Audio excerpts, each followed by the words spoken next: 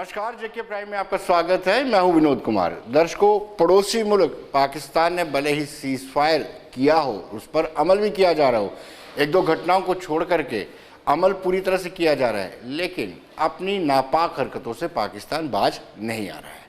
पाकिस्तान ने अब यह फैसला लिया है कि कश्मीर मुद्दे को लेकर के जितनी भी इस्लामिक कंट्रीज हैं उनके विदेश मंत्रियों को बुलाया जाएगा और पाकिस्तान में बैठक की जाएगी और पाकिस्तान में इस समिट के दौरान बताया जाएगा कि 370 कैसे हटा और कितना जम्मू कश्मीर पर पाकिस्तान का स्टेक है। हालांकि आपको बताते चले, 5 अगस्त 2019 के बाद से पाकिस्तान ने हर संभव कोशिश की, हर इस्लामिक कंट्री में गए, मुंह तोड़ जवाब मिला, वापिस आना पड़ा, लेकिन अभी भी वो प्रयास नहीं छोड़ना चाहते।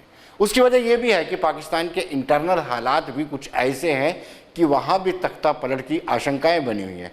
इस तख्ता पलट के बीच में मौजूदा इमरान खान की सरकार चाहती है कि अपनी मुंह को छुपाने के लिए इस तरह के मुद्दे रखे ताकि उनका बचाव हो सके। दूसरी, फाइनेंशियल एक्शन टास्क फोर्स ने एक बार फिर उनको ग्रे लिस्ट में ही रखा है।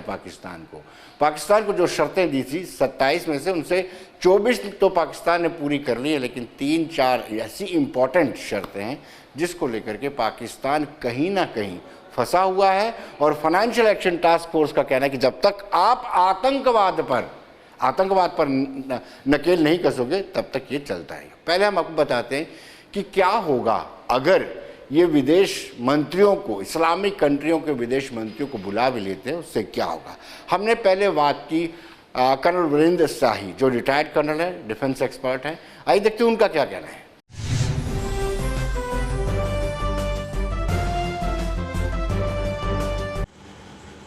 पाकिस्तान में शाह महमूद कुरैशी, उनके फॉरेन मिनिस्टर ने डिक्लेयर किया है कि उनकी सरकार गल्फ़ के कंट्रीज़ के फॉरेन मिनिस्टर को मिलाकर एक मीटिंग करेगी और कश्मीर के ऊपर उनको प्रेजेंटेशन देंगे डिटेल में। इस बात को हमें दो नज़र से देखना चाहिए। एक तो पाकिस्तान की अपनी जो माली हालत है, जो गुर्बत है, जो वहाँ उनकी अपोजिशन इमरान खान की सरकार को उठा फेंकना चाहती है, जो फ़ौज उनकी के ख़िलाफ़ भी कुछ आवाज़ें उठी हैं, उनकी हालत अच्छी नहीं है इंटरनल। वहाँ से जब उन्हें ध्यान हटाना होता है तो कश्मीर के मुद्दे पर वो सामने आ जाते हैं। न ही पाकिस्तान की कोई फिक्स्ड फॉरेन पॉलिसी रही है, हमेशा डबल स्पीक, दो भाषा में बोलते हैं, बोलते कुछ हैं, करते कुछ हैं।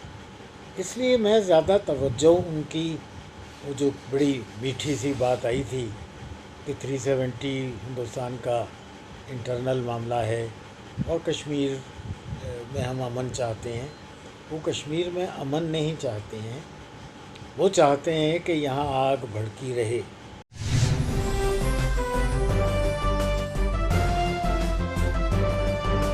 दर्शकों, यूँ तो पहले भी प्रयास किया जा चुका है। जैसे मैंने कहा कि 5 अगस्त 2019 के बाद पाकिस्तान ने यूनाइटेड नेशन में भी ये मामला उठाया, इस्लामिक कंट्रीज में भी ये मामला उठाया। पाकिस्तान ने खुद भी ये मान लिया था। कुछ रोज़ पहले ही शाह महमूद कुरैशी, जो पाकिस्तान के विदेश मंत्री, उन्होंने कहा था कि ये इंटरनल मामला है 370। लेकिन उसके बाद से जैसे ही शाह महमूद कुरैशी का विरोध हुआ पाकिस्तान में, उसके बाद से ही उन्होंने ये कहा कि 2022 को मार्च के महीने में सब कुछ ठीक रहा तो इस्लामिक कंट्रियों के विदेश मंत्रियों को बुलाया जाएगा। हालांकि अभी तक पाकिस्तान को जगह जगह हर कंट्री से वापस ही लौटना पड़ा है बिना कुछ हासिल किए हुए, क्योंकि कोई भी कंट्री अब जिस तरीके से भारत का रुतबा अंतर्राष्ट्रीय स्तर पर बन चुका है तो कोई भी देश पाकिस्तान के साथ चलने वाला नहीं है।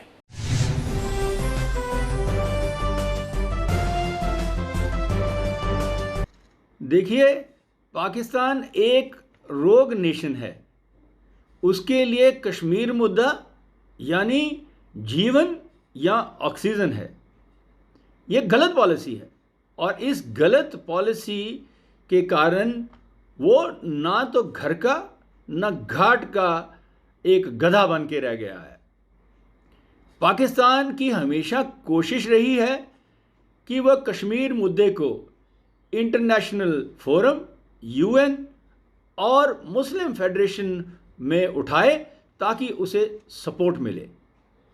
लेकिन जैसा कि आप लोग सब जानते हैं, अभी तक उसे हर फोरम पर मुंह की खानी पड़ी हुई है और उसे कोई सपोर्ट नहीं मिली। जहां तक कि उसका ऑल वेदर फ्रेंड चाइना भी उसको फुल ओपन सपोर्ट नहीं दे रहा। एक बार फिर से उसने सऊदी अरेबिया में भी कोशिश की थी पहले, और उनको एक धमकाया सा था, उसके कारण उसको मुंह की खानी पड़ी थी और कटोरा खान को मैं बिलख बिलख कर और उनके फॉरेन मिनिस्टर को वहाँ पर जाकर मनाना पड़ा था। साथ साथ में पाकिस्तान की हमेशा ये कोशिश रही है कि वो मुस्लिम वर्ल्ड का लीडर बन जाए, सऊदी अरेबिया को पीछे छोड़े, तुर्की को पीछे छोड़े, और उसी कारण ये कोई ना कोई नए हथकंडे अपनाता है।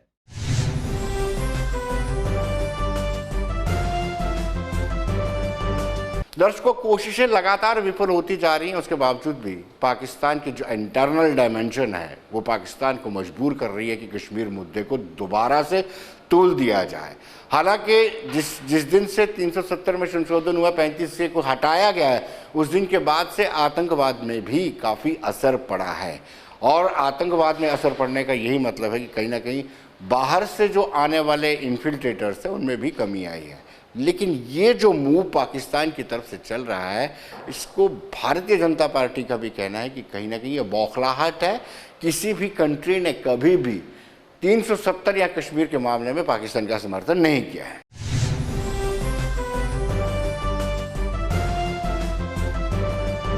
देखिए, पाकिस्तान द्वारा इस तरह की अटेम्प्ट पहले भी होती रही हैं और उसको उन्हीं देशों ने नकारा है जो मुस्लिम देश हैं। आज भारत के प्रधानमंत्री मोदी जी के कारण से रिश्ते हमारे सभी कंट्रीज़ के साथ सुधरे हैं और बहुत से ऐसे मुस्लिम कंट्रीज़ की कॉन्फ्रेंस हुई हैं जिसमें पाकिस्तान को तो बुलाया भी नहीं जाता। अब इसके बीच में उसकी मंशा क्या है, अब कितने लोग आएंगे, कितने ने, मुझे नहीं लगता कि पाकिस्तान को कोई अच्छा रिस्पांस मिलने वाला है।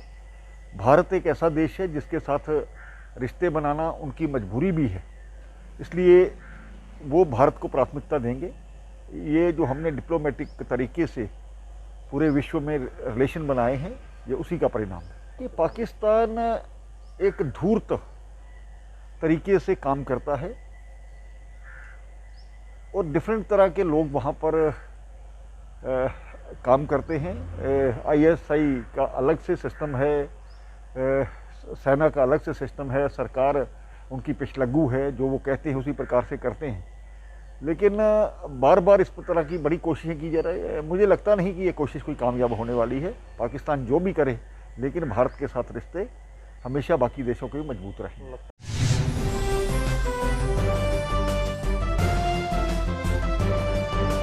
दर्शकों, 2019 से लेकर अभी तक किसी भी कंट्री ने पाकिस्तान का कश्मीर मुद्दे पर समर्थन नहीं किया है। 22 में क्या होगा, जो प्रस्तावित मीटिंग है, ये आने वाला वक्त ही जानता है।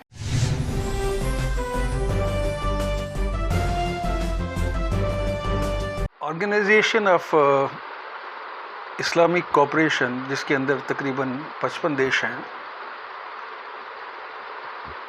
ये अपने समिट करते रहते हैं।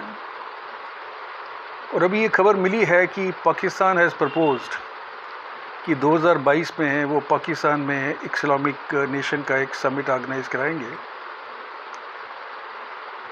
अभी पाकिस्तान ने ये हमेशा कोशिश की है कि इस समिट में, जिसको OIC बोलते हैं, उसके अंदर वो कश्मीर का मुद्दा मजबूती से उठाए, लेकिन हमेशा उसको इसके ऊपर सनब मिली है। और सनब इस हद तक मिली है कि सऊदी अरेबिया, जिसका काफ़ी डोमिनेशन है इस ऑर्गेनाइजेशन के अंदर, और UAE और अबू धाबी जैसी जो कंट्रीज़ हैं, उन्होंने पाकिस्तान को साफ शब्दों में बोल दिया है कि वो कश्मीर के मामले में हस्तक्षेप नहीं करेंगे। अभी हम अगर बात करें कि जो शिफ्ट आया है अभी जियोपॉलिटिकल और जियो स्ट्रेटेजिकल, और पाकिस्तान का जो रिस्पांस मिलता रहा है, including UN and Islamic nation and other countries of the world, वो ये दर्शाता है कि पाकिस्तान को कोई सपोर्ट नहीं कर रहा है।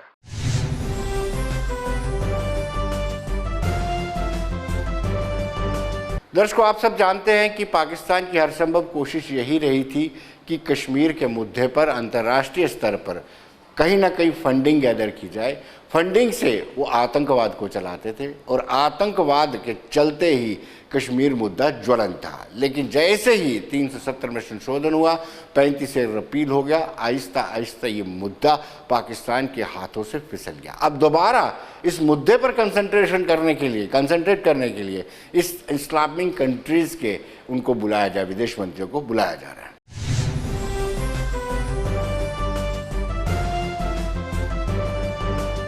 देखिए, पाकिस्तान जो है ये फॉरेन मिनिस्टर्स की मीटिंग 2-3 उद्देश्य से बुला रहा है। सबसे पहला तो ये है कि ये अपने लिए समर्थन ढूंढ रहा है, क्योंकि आज के दौर में पाकिस्तान जो है वेस्टर्न कंट्रीज़ और बाकी दुनिया के अंदर अलग थलग पड़ गया है। क्योंकि जब भी कहीं कोई मिलिटेंट कोई ऐसी कार्रवाई होती है, कोई आतंकी कार्रवाई होती है, उसके तार जो हैं वो पाकिस्तान के साथ जुड़े हुए हैं। दूसरा, आप देखिए तालिबान का जो सपोर्ट है वो पाकिस्तान का है, क्योंकि तालिबान ISI का ही बच्चा है, तो इसलिए पाकिस्तान उसको नहीं छोड़ रहा। और जो जिस हिसाब से तालिबान अपनी कार्रवाइयाँ कर रहा है अफ़गानिस्तान में, वो भी उसके ऊपर एक पाकिस्तान के ऊपर एक दबाव लग रहा है। तीसरा ये है कि पाकिस्तान अपना तुर्की और मलेशिया के साथ, आपने देखा पीछे भी इन्होंने मीटिंग की और इन्होंने ये फैसला किया कि ये जो हैं मुस्लिम ममालिक जितने मुल्क हैं उनके लिए एक अपना एक जैसे कहते हैं ना लीडर बनेंगे, और उसके आगे तुर्की है और उसके साथ साथ पाकिस्तान और मलेशिया, और इस्लाम को हर जगह दुनिया के अंदर हर कोने के अंदर प्रचार करेंगे और इस्लाम की जो कहते हैं ना जीत कराएंगे। और ये इसलिए जो है फॉरेन मिनिस्टर्स की मीटिंग ये करा रहा है। और सबसे आखिरी में पाकिस्तान अपने लिए जो है इसका समर्थन ढूंढ रहा है, क्योंकि पाकिस्तान के अंदर आपको पता है कि आज की डेट में पाकिस्तान को ना कोई पैसा देना चाहता है और ना ही कोई और चीज़ें दे। तो इसीलिए पाकिस्तानी फॉरेन मिनिस्टर्स की मीटिंग बुला के ये दिखाना चाहता है इन सबको कि भाई देखिए, आप मेरी मदद करिए और मैं जो हूँ आपके जो आपके लिए जो है जो कार्रवाई करूँगा वो दुनिया के हर कोने के अंदर हर फोरम के अंदर आपकी आवाज़ उठाऊँगा।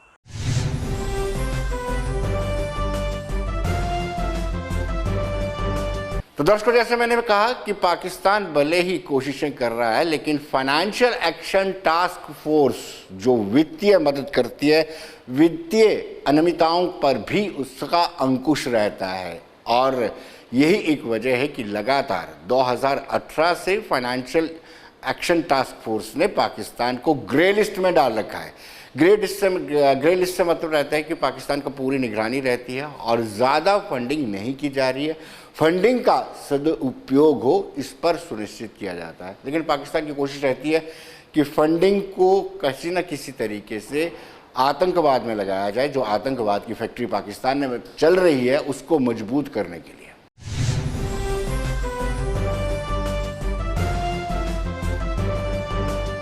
The financial action task force एक एशिया स्पेसिफिक ग्रुप है।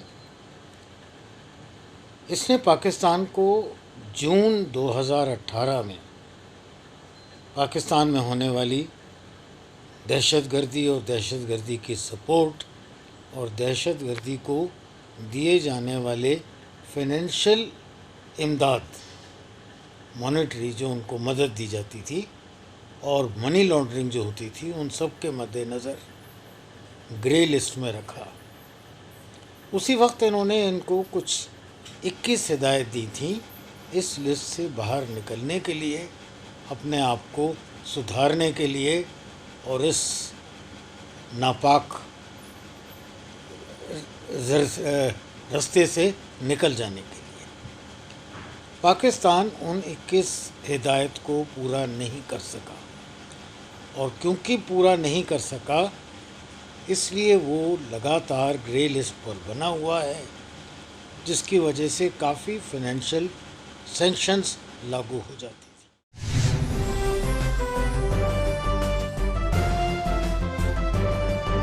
दर्शकों, सियासी जमातें भी मानती हैं कि कहीं ना कहीं पाकिस्तान पर दबाव बना है। जिस तरीके से भारत ने अंतर्राष्ट्रीय स्तर पर अपना मुकाम बनाया है पाकिस्तान पर, जो आतंकी वारदातों में, हर आतंकी वारदातों में पाकिस्तान डायरेक्टली इनडायरेक्टली मुलव्विस रहता है और पूरा वर्ल्ड जानता है कि कहीं ना कहीं आतंकवाद जब भी शुरू होगा तो पाकिस्तान का ही नाम वहाँ से आया।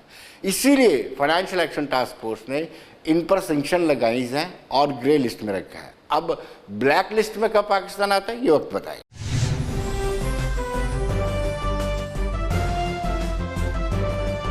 देखिए, FATF का जो कहना है उससे साफ जाहिर है कि पाकिस्तान को शक की निगाह से देखा जाता है और जिस प्रकार की गतिविधियां उसको रहती हैं तो उसी के कारण से इस प्रकार का प्रश्न चिन्ह लगता है। पाकिस्तान गलत तरीके से पैसे का इस्तेमाल करता है। मुझे लगता है कि इसी तरह से उस पर निगरानी रखना ज़रूरी है और जो भी फाइनेंशियल एड्स वगैरह या फाइनेंशियल हेल्प्स मिलती हैं तो वो किस तरह से किस लिए यूज़ होती है, ये पाकिस्तान पर रखना ज़रूरी है।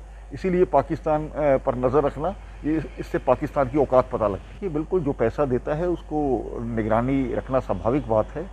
और पाकिस्तान एक ऐसा मुल्क है जिसमें दिवाला निकला हुआ है, वहाँ पर क्या हालत है हम सब अच्छी तरह से जानते हैं, पूरे विश्व में बदनाम है। तो इस सारे हालात में FATF नज़र रखे है तो अच्छी बात है, रखनी भी चाहिए।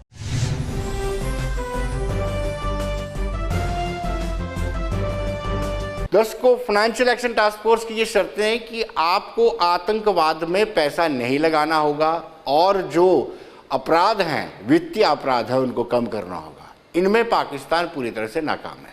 पाकिस्तान की अपनी आर्थिक हालात भी मंदी के दौर से गुजर रहे हैं। ऐसे में पाकिस्तान के पास एक ही स्कोप है कि फाइनेंशियल एक्शन टास्क फोर्स उनको राहत दे।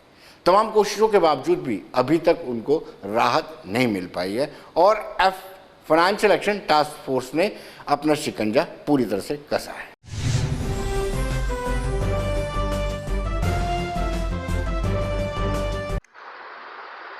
हमारा पड़ोसी देश पाकिस्तान पिछले 30 साल से कश्मीर में टेररिज्म फैलाने में अपनी सक्रिय भूमिका निभा रहा है और पूरे विश्व में उन्होंने एक रेपुटेशन गेन कर ली है कि ये एक ऐसा देश है which is breeding the terrorism in entire world. 2018 में फाइनेंशियल एक्शन टास्क फोर्स ने पाकिस्तान को ग्रे लिस्ट में डाल दिया on 2 accounts. One was the money laundering and second was the terrorist financing.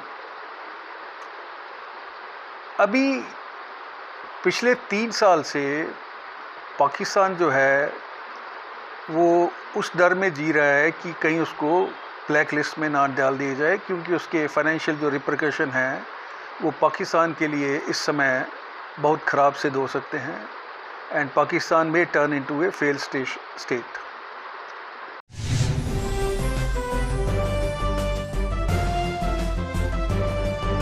दर्शकों, financial action task force Pakistan को शक की निगाह से देखती है। शायद ये एक कारण है कि अभी भी निगरानी रखी जाएगी। अगर पाकिस्तान अपनी पूरी निर्धारित 27 की 27 शर्तों को पूरा कर देता तो शायद ग्रे लिस्ट से वो बाहर हो जाता, लेकिन अब फाइनेंशियल एक्शन टास्क फोर्स सख्ती कर रही है, हो सकता है ब्लैक लिस्ट में ना आ जाए।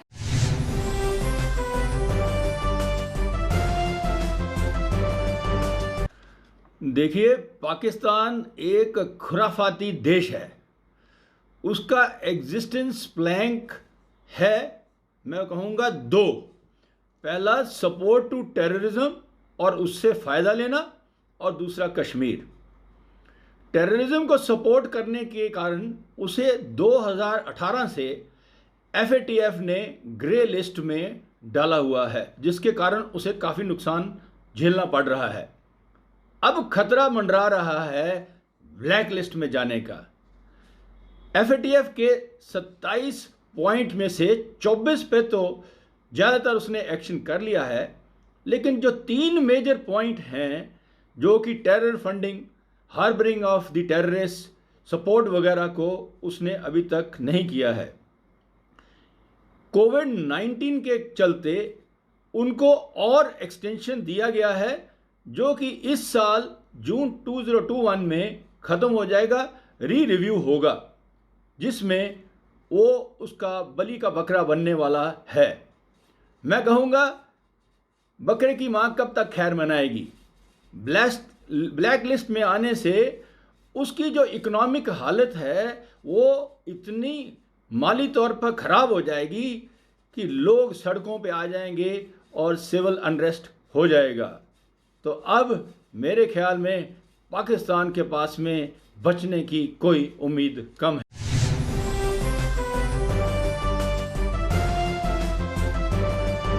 दर्शकों, अब देखना यह है कि Pakistan financial action task force से कैसे बचता है और पाकिस्तान किस तरीके से अपने आप को प्रोजेक्ट कर पाता है उन इस्लामिक कंट्रीज़ में जिन इस्लामिक कंट्रियों को न्योता दे रहा है। हालांकि आप सब जानते हैं कि इन सभी कंट्रीज़ में विदेश मंत्री पाकिस्तान के शाह महमूद कुरैशी हो या इमरान खान हो जा चुके हैं। जाने के बावजूद वहाँ से उनको कुछ हासिल नहीं लगा है। लेकिन इस बयान के बाद जो शाह महमूद कुरैशी ने बयान दिया था कि 370 उनका इंटरनल डायमेंशन है, तो कहीं ना कहीं झटका जरूर पाकिस्तान।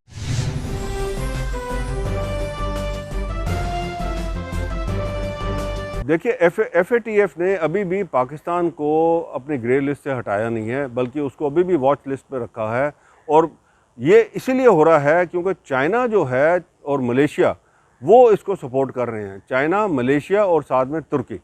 अब FATF का एक ऐसा कानून है कि अगर उसके अंदर 3 जो मुल्क हैं अगर उसका रेजोल्यूशन के ख़िलाफ़ वोट करें तो वो रेजोल्यूशन पास नहीं होता। और इसीलिए जो पाकिस्तान का ब्लैक लिस्टिंग का जो है रेजोल्यूशन वो बार बार फेल हो जाता है।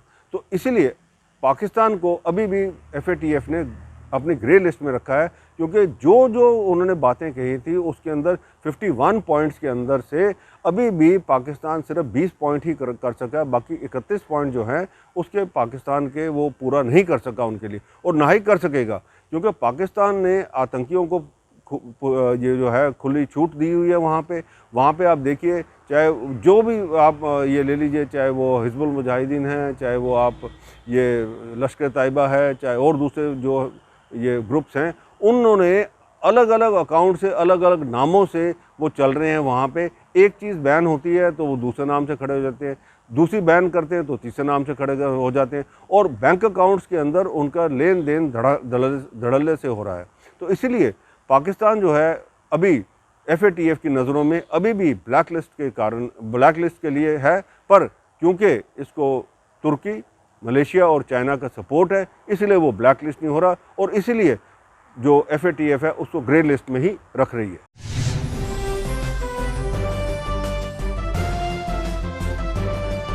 देखिए, पाकिस्तान की बुनियाद ही इस्लामिक स्टेट, इस्लामी नेशन के नाम पे हुई है, और इस्लाम के नाम पे वो मुख्तलिफ इस्लामिक जो कंट्रीज़ हैं उनकी से किसी न किसी बहाने से एड लेता रहता है, हर तरह की मदद लेता है, सहयोग लेता है। पाकिस्तान एक फेल्ड स्टेट है, फेल्ड डेमोक्रेसी है। 70 साल के इतिहास में आपने देखा कि किस तरह से कभी डिक्टेटरशिप लगी, कभी आर्मी रूल, जनरल जिया-उल-हक आए, कभी दूसरा आए, कई प्रधानमंत्री, उनके राष्ट्रपति जो देश के अध्यक्ष रहे, कोई जेलों के पीछे, कोई भगोड़ा है, कोई भागा हुआ है, किसी को भगाया हुआ है। इसलिए पाकिस्तान एक फेल तजर्बा है, और हिंदुस्तान के मुकाबले में वो नहीं है। तो उसको एक तरफ से हिंदुस्तान के साथ मुकाबला जो खड़ा होने के लिए वो प्रयास करता है, उसमें इस्लामिक कंट्रीज़ को उनका सहयोग लेने का प्रयास करता है, और उसी इस्लामिक कंट्री और ये रोना गा करके वो कहीं ना कहीं कोई मदद जो है वो फाइनेंशियल एड लेता रहता है। उसकी आर्थिक हालत भी अच्छी नहीं है, मिलिट्री तौर पे वो चाइना पे निर्भर हो गया है टोटल, अब उसकी गोद में है। इसलिए पाकिस्तान के अपने खतरात और अपने खदशात और उसमें पाकिस्तान लगा, लेकिन पाकिस्तान को बहुत बड़ा खतरा देश के लिए नहीं है। और ये ज़रूर है कि पाकिस्तान आतंकवाद का अड्डा बन चुका है, आतंकवाद का गढ़ बन चुका है, हमें ज़ख्म ज़रूर देता है, यहाँ की इकॉनमी को ज़ख्म ज़रूर देता है। यहाँ अमन चैन से रहना नहीं चाहता, एक नेबर, पड़ोसी, अच्छा पड़ोसी के तौर पे वो नहीं रहता, उससे बेहतरी होती है उसकी भी, लेकिन वो अच्छे तलकात के बजाय यहाँ टेंशन पैदा करके रखना चाहता है।